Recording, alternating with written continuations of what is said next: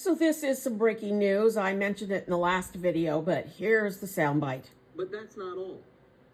Just tonight, a few hours ago, the bombshell came out.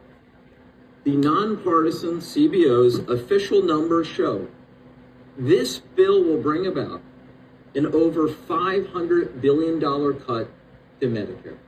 One of the largest cuts to Medicare since the program was created in 1965. They're cutting Medicare. The largest cut to Medicaid in American history.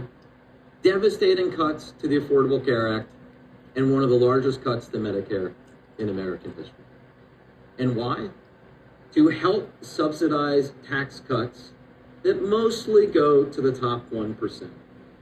And of course, those cuts I highlighted to healthcare aren't the only cuts that are in here. We also have included the largest cuts to nutrition assistance and food programs in American history. Cuts to all sorts of education programs.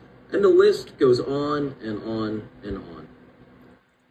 And does that, in the end, mean most working Americans will be better off? No. Because also out from CBO just tonight are the distributional effects of this bill. It's in its entirety. CBO's Congressional Budget Office. The bottom 10% of Americans will actually be poorer as a result of this bill, with the biggest benefit going to the top 1% of Americans. So they're calling it transfer of wealth. We, the poorest, are going to give more money to the richest. And they are cutting Medicare because of the deficit. The Pay-Go Act requires that Medicare funding must be cut.